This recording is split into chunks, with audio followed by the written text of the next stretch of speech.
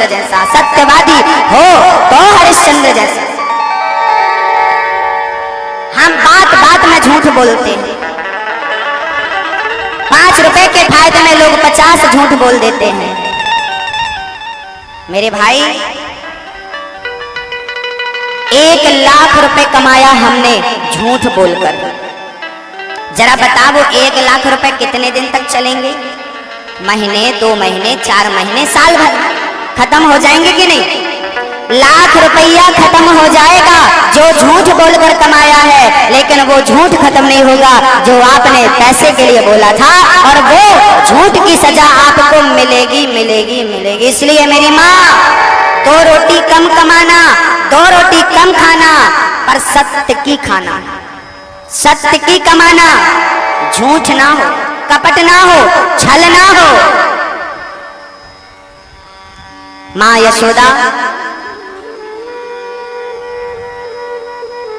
यशोदा अपने बच्चे भगवान श्री कृष्ण का बड़ा प्रेम से पालन। एक दिन भगवान बच्चों के सहित एक टीम का गठन करते हैं। अब बाल लीला बड़ी अद्भुत, जरा प्यार से सुनिएगा। भगवान बाल लीला करते हैं, छोटे छोटे बच्चों को इकट्ठा करते, चलो आज चोरी करके आते हैं। सारे आज भगवान श्री कृष्ण जब छोटे थे ना, तो अपने घर में चोरी करने के लिए एक मटकी पर हाथ डाले मक्खन निकाल के खा रहे थे। मैया आई, चोरे लाला तेने माखन चोरी करी, मटकी माखन खाया। मैया मैंने कहा माखन खाया, तूने इतनी बड़ी बड़ी जो अंगूठियां पहना रखी हैं, इतने बड़े बड़े उसमें पत्थर लगा रखे हैं, वो बड़ा गर्म हो गया तो मैंने मक्खन की उसमें हाथ डाला जरा ठंडा हो जाए इसलिए। और तेरे मुंह में क्यों आया? बोले यहाँ पर ना खुजला रहा था तो यहाँ से खुजलाया तो मुंह में माखन लग गया। भगवान की ऐसी मधुर मधुर बातें माँ सुनती है और गदगद होती है। आज गोपियां ना शिकायत करने आई हैं, कैसे माखन चुराते हैं भगवान। गोपियां शिकायत करने आई हैं। बच्चों की टीम बनाकर घर घर जाते हैं भगवान, किसी के छीके से माखन निकाल करके सबरा खाए के सबन ब्रजवासियों को बांटते हैं। तो कभी जाकर के भगवान पूरा माखन निकाल के मटकी ले जाके उसके घर के आंगन में फोड़ देते। आज के बाद तेरे घर माखन खाने नहीं आएंगे, और लोग खाने के बाद कह रहे आएंगे। ऐसी भगवान कितनी चर्चाएं गोपियां शिकायत करने आई है। वत्सान मंजन गोपियां कहती हैं हमारे ससुरों को खूंटे से खोल देना तेरे कृष्ण की आदत हो गई। गोपियां शिकायत करने थे खूंटे से, तेरे कन्हैया ने एक सखी आज समय में सच्ची बात तो 15 दिन से घर में रो रही थी, से बंधे प्राणियां भगवान ही चाहे तो हमें से खूंटे से खोल। आप हमारे पास आए नहीं, हमारे भक्त घर नहीं आए, कैसे माखन चुराते हैं और कैसी लीलाएं रचते हैं भगवान। एक छोटा सा दर्शन करते हैं, बोलिए माखन चोर भगवान। जिस सखी के हृदय में प्रेम था, कन्हैया नहीं आए, रो रही है, उस भगवान कैसे माखन चुराते हैं। गोपियां कह रही हैं पहुंच गए भगवान। भगवान माखन नहीं, गोपियों का मन चुराते हैं। निर्मल मन जिनका है चुरा ले। भगवान भक्तों का स्नेह देखते। जब गंगा के तट पर भगवान श्री राम पहुंचे, केवट से नाव मांगते हैं। कल हमने आपसे कहा था कि राम कथा थोड़ी सी कहेंगे, आज थोड़ा सी राम कथा इसलिए कह रहे हैं क्योंकि जो संदेह है वो क्लियर हो जाए, डाउट। राम जी को 14 वर्ष का ही वनवास क्यों दिया? कैकेयी माँ ने 15 वर्ष का वनवास भी तो दे सकती थी, 16 वर्ष का वनवास या 10 वर्ष का दे देती, या 20 वर्ष का। 14 से क्या संबंध था? बोले 14 वर्ष के लिए वनवास इसलिए दिया क्योंकि उस दिन से रावण की केवल 14 वर्ष ही उम्र शेष बची थी। एक भी वर्ष कैकेयी माँ राम को वनवास में देखना नहीं चाहती थी। अच्छा, कैकेयी क्या अपनी इच्छा से राम को वनवास भेज रही है? ना, राम के वनवास जाने में स्वयं राम कारण है, स्वयं राम जिम्मेदार है। कैकेयी कौन होती है भेजने वाली? एक बार जब राम जी छोटे थे ना, तो कैकेयी माँ के हाथ से, अपने हाथों से माँ की आंख मूंद ली। माँ ने कहा, लाल क्या हुआ, क्यों आंख बंद कर रहा है? माँ, आज मैं आपसे एक वचन लेना चाहता हूँ। कौन सा वचन? बोले जब मैं बड़ा हो जाऊंगा और पिता मुझे राजा बनाने लगेंगे तब आज मुझे वनवास भेज देना माँ। क्यों? बोले मैं अयोध्या रहूंगा तो सीमित लोगों का कल्याण होगा मेरे दर्शन से, लेकिन मैं 14 वर्ष के लिए जंगल जाऊंगा तो जो हजारों साल से तपस्या कर रहे हैं ऐसे संतों को दर्शन देने का मुझे सौभाग्य मिलेगा। और एक माँ मेरी जंगल में भी है जो मेरे आने का रास्ता देख रही है, उस माँ का नाम है माँ शबरी। यदि वनवास ना जाते तो शबरी माँ को राम के दर्शन कैसे होते? शबरी अयोध्या नहीं आ सकती थी, इसलिए राम को जाना पड़ा। और राम जी रावण को मारने नहीं गए, रावण को तो अयोध्या में रहकर भी मार सकते थे, मारने तो लक्ष्मण जी गए थे मेघनाथ को, क्योंकि मेघनाथ को वरदान था 12 वर्ष तक नींद और नारी का जो त्याग करेगा वही मार सकेगा। लक्ष्मण जी ने नींद नारी का त्याग किया, और नींद नारी नहीं 14 वर्ष तक वो खाए भी नहीं, भोजन का भी त्याग कर दिया। ये बात राम जी को तब पता चली जब राम जी वापस आए अयोध्या तो श्री वशिष्ठ जी ने एक दिन कहा लक्ष्मण तेरे जैसा भाई कोई हो नहीं सकता, 14 वर्ष तक तुमने भोजन त्यागा, नींद त्यागी, नारी त्यागी, कौन होगा तुम्हारे जैसा त्यागी? राम जी ने कहा गुरुजी लक्ष्मण ने नारी और नींद त्यागी है मानता हूं, पर भोजन नहीं त्यागा, मैं रोज दोना भर भर के फल से देता था। कहो लक्ष्मण तुम खाते थे कि नहीं? लक्ष्मण कह दिए भैया मैंने एक बार भी नहीं खाया, तो मैं जो दोना भर भर के तुम्हें देता था उसका क्या किया? मैंने उन दोनों को अयोध्या भेज दिया। मैंने उन दोनों से कहा कि मैंने सच्ची राम भक्ति करी है तो राम का दिया प्रसाद ग्रहण तो करूंगा, लेकिन अयोध्या आने के बाद अभी समय नहीं है, राम सेवा में लगा हूं, राम काज कीन्हे बिनु मोहि कहां विश्राम। राम जी बोले कहाँ है दोने? एक स्टोर रूम खोला, दोने भरे पड़े थे। राम जी ने गिनती कराई तो 4 दोने कम निकले। 14 साल में कितने दिन होते हैं उन दिनों के हिसाब से राम जी ने गिनती कराई, क्योंकि राम जी 24 घंटे में एक ही बार भोजन करते थे फलाहार, तो 1 दोना रोज देते थे लक्ष्मण को भी, तो लक्ष्मण के 4 दोने कम निकले। 4 बार तुमने खाया लक्ष्मण?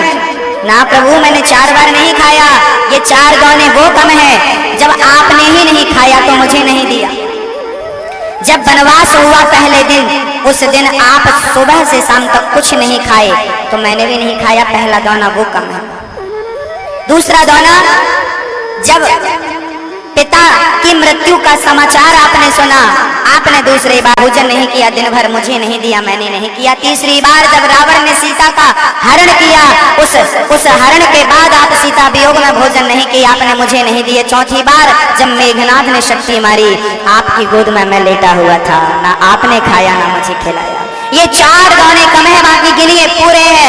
राम की आंखों से झरझर आंसू गिरने लगे। 14 साल तक रहा, इतना बड़ा त्याग, इतना बड़ा त्याग। भक्तों, राम जी ने कहा इस जन्म में मैं छोटा, इस जन्म में तू छोटा है, अगले जन्म में तू बड़ा बन के आना लक्ष्मण, ताकि मैं छोटा बनकर तेरे इस जन्म के ऋण को अगले जन्म में उतार सकूं। और वही राम कृष्ण है और वही लक्ष्मण बलराम है, बड़े बनकर आए हैं। और राम जी आज कन्हैया बलराम भैया बलदाऊ भैया की सेवा कर रहे हैं। अयोध्या में 3 चीजें हैं, 3 लोग हैं जो मुख्य हैं, एक कैकेयी, एक मंथरा और एक दशरथ।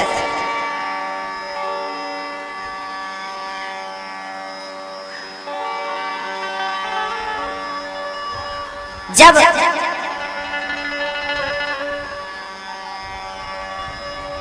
कैकेयी माँ ने वनवास भेजा, दशरथ जी से कहा राम को वनवास भेज दो नहीं तो मैं मर जाऊंगा। मंथरा ने कैकेयी से कहा, कैकेयी ने दशरथ जी से कहा। अब ये देखना है कि मंथरा से किसने, मंथरा की बुद्धि किसने घुमाई? मंथरा की बुद्धि घुमाने वाली कोई और नहीं, रामचरितमानस में लिखा है कि सरस्वती जी ने मंथरा की बुद्धि घुमाई थी।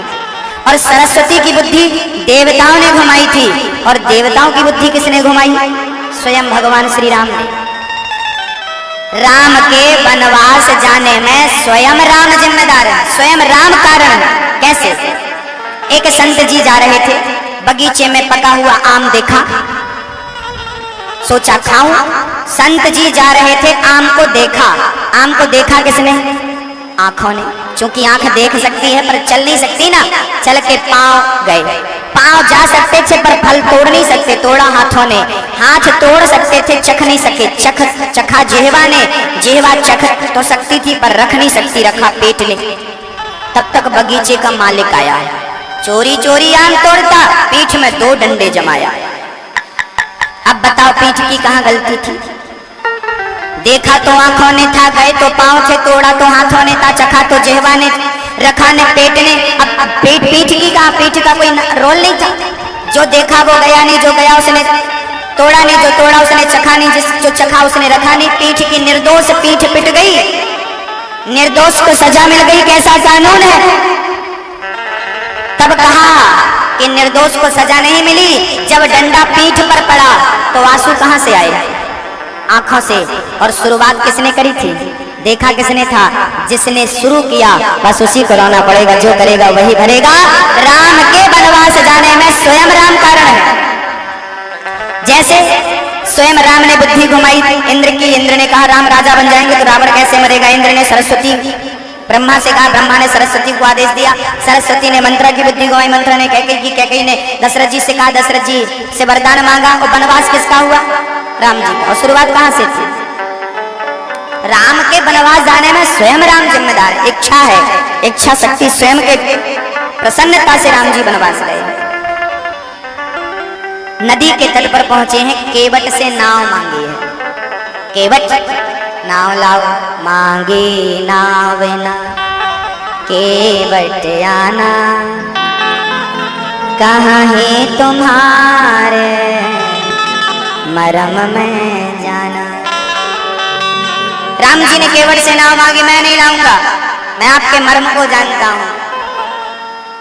राम जी ने कहा भैया कौन सा मर्म? बोले छुअत सिला भई नारी सुहाई। पांव रख दिया पत्थर के ऊपर, वो नारी बन गया। ये मर्म जानता हूं। अच्छा भैया पार लगा दे। केवट बोला पांव धुलाओ तो पार लगाऊं। बहुत जिद करी, बाद में आदेश दे दिया चल पांव धो। घिस घिस के पांव धोया और नाव में बिठाया। और नाव में जब बिठाया तो नाव को डगमग डगमग डुलाया। राम जी बोले धीरे धीरे चल, जरा मुझे तैरना नहीं आता, गिरा दिया और मैं डूब गया तो। केवट बोला मेरा हाथ पकड़ लो। कितना चतुर है केवट।